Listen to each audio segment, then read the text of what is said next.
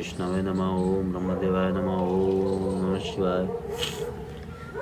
वैशाख मास महात्म्य का दूसरा अध्याय। सूत जी कहते हैं, महात्मा नारद के वचन सुनकर राजा अम्बरीश ने विस्मित होकर कहा कि महामुने, आप कार्तिक मार्गशीर्ष आदि पवित्र महीनों को छोड़कर वैशाख मास की इतनी प्रशंसा क्यों करते हैं?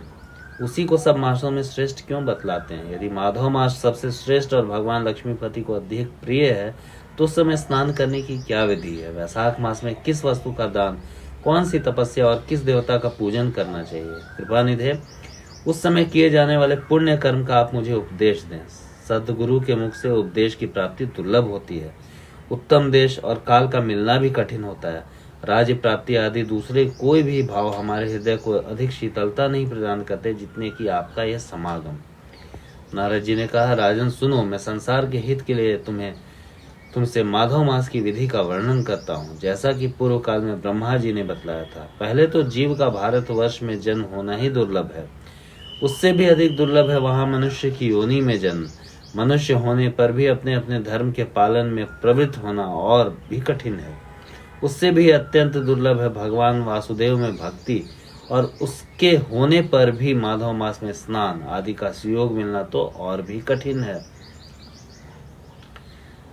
माधव मास को पाकर जो विधि पूर्वक स्नान, दान और जप आदि का अनुष्ठान करते हैं, वे ही मनुष्य धन्य एवं कृतकृत्य हैं।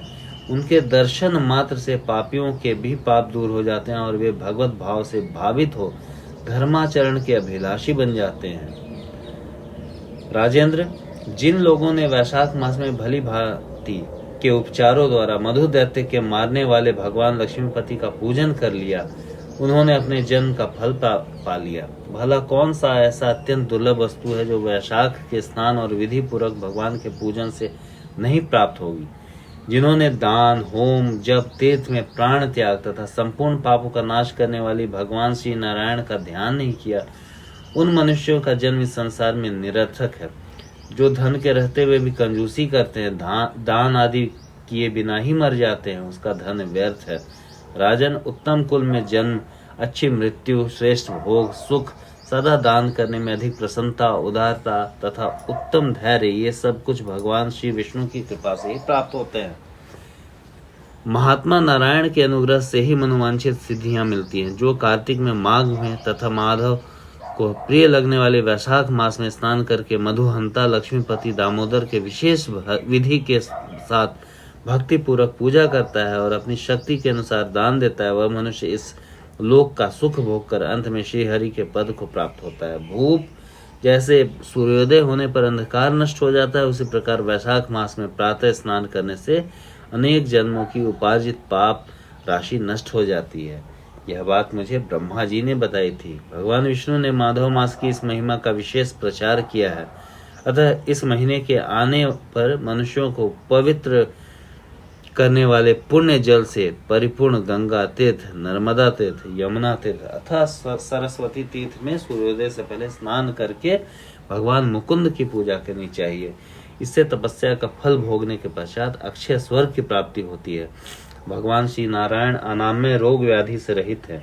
उन पर गोविंद देव की आराधना करके तुम भगवान का पद प्राप्त कर लोगे। राजन, देवाधिदेव लक्ष्मीपति पापों का नाश करने वाले हैं। उन्हें नमस्कार करके चैत्र की पूर्णिमा को इस व्रत का आरंभ करना चाहिए। व्रत लेने वाला पुरुष यमनियों का पालन करे, शक्ति के अनुसार कुछ दान दे, हविष्यांत भोजन करे, भूमि पर सोए, ब्रह्मचर्य व्रत में दृढ़ता पूर्वक स्थित रहे तथा हृदय में भगवान श्री नारायण का ध्यान करते हुए कृच्छ आदि तपस्याओं के द्वारा शरीर को सुखाए। इस प्रकार नियम से रहकर जब वैशाख की पूर्णिमा आए, उस दिन मधु तथा तिल आदि का दान करे, श्रेष्ठ ब्राह्मणों को भक्ति पूर्वक भोजन कराए, उन्हें दक्षिणा सहित धेनु दान दे तथा वैशाख स्नान के व्रत में जो कुछ त्रुटि हुई है उसकी पूर्णता के लिए ब्राह्मणों से प्रार्थना करे। भोपाल, जिस प्रकार लक्ष्मी जी जगदीश्वर माधव की प्रिया हैं, उसी प्रकार माधव मास भी मधुसूदन को प्रिय है। इस तरह उपर्युक्त नियमों के पालन पूर्वक 12 वर्षों तक वैशाख स्नान करके अंत में मधुसूदन की प्रसन्नता के लिए अपनी शक्ति के अनुसार व्रत का उद्यापन करें। अम्बरीश, पूर्व काल में ब्रह्मा जी के मुख से मैंने जो कुछ सुना था वह सब वैशाख मास का महात्म्य तुम्हें बता दिया। अम्बरीश ने पूछा कि मुने, स्नान में परिश्रम तो बहुत थोड़ा है, फिर भी उससे अत्यंत दुर्लभ फल की प्राप्ति होती है। मुझे इस पर विश्वास क्यों नहीं होता, मुझे मोह क्यों हो रहा है?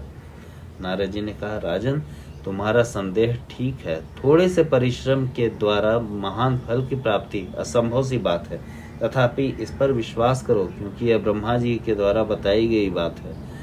धर्म की गति सूक्ष्म होती है, उसे समझने में बड़े बड़े पुरुषों को भी कठिनाई होती है। श्री हरि की शक्ति अचिंत्य है, उनकी कृति में विद्वानों को भी मोह हो जाता है। विश्वामित्र आदि क्षत्रिय थे, किंतु धर्म का अधिक अनुष्ठान करने के कारण वे ब्राह्मणत्व को प्राप्त हुआ था।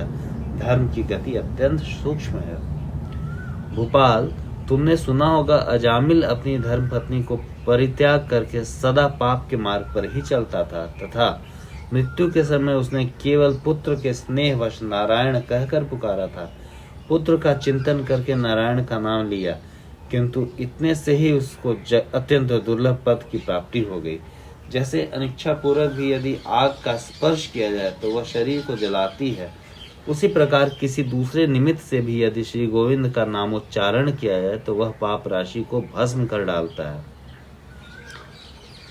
जीव विचित्र है, जीवों की भावनाएं विचित्र हैं, कर्म विचित्र हैं तथा कर्मों की शक्तियां भी विचित्र हैं। शास्त्र में जिनका महान फल बताया गया है वही कार्य महान है, फिर भी वह अल्प परिश्रम साध्य हो या अधिक परिश्रम साध्य, छोटी सी वस्तु से भी बड़ी वस्तु से बड़ी वस्तु का नाश होता है। जरा सी चिंगारी से बोझ के बोझ तिनके स्वाहा हो जाते हैं। जो श्री कृष्ण के भक्त हैं उनके अनजान में किए हुए हजारों हत्याओं से युक्त भयंकर पातक तथा चोरी आदि पाप नष्ट हो जाते हैं।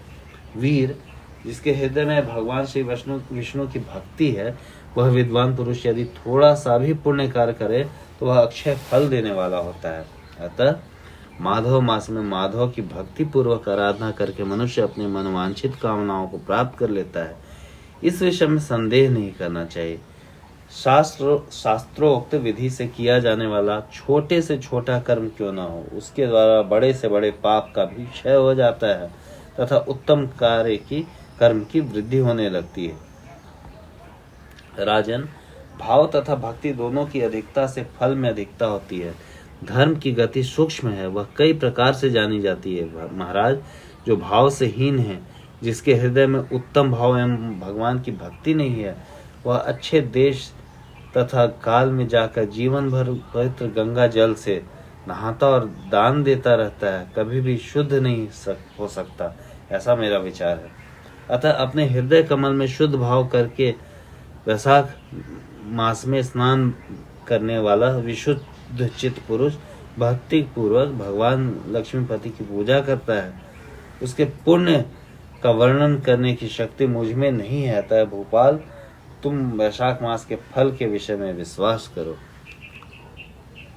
छोटा सा शुभ कर्म भी सैकड़ों पाप कर्मों का नाश करने वाला होता है। जैसे हरि नाम के भय से राशि राशि पाप नष्ट हो जाते हैं, उसी प्रकार सूर्य के मेष राशि पर स्थित होने के समय प्रातः स्नान करने से तीर्थों में भगवान की स्तुति करने के भी समस्त पापों का नाश हो जाता है। जिस प्रकार गरुड़ के तेज से सांप भाग जाते हैं, उसी प्रकार प्रातः काल स्नान करने से पाप पलायन कर जाते हैं, यह निश्चित बात है। जो मनुष्य मेष राशि के सूर्य में गंगा तथा नर्मदा के जल में नहाकर 1, 2 या तीनों समय भक्ति भाव के साथ पाप प्रशमन नामक स्तोत्र का पाठ करता है, वह सब पापों से मुक्त होकर परम पद को प्राप्त होता है। अम्बरीश, इस प्रकार मैंने थोड़े में ही यह वैशाख स्नान का सारा महात्म्य सुना दिया। अब और क्या सुनना चाहते हो? इस प्रकार वैशाख मास महात्म्य का 2वां अध्याय समाप्त हुआ।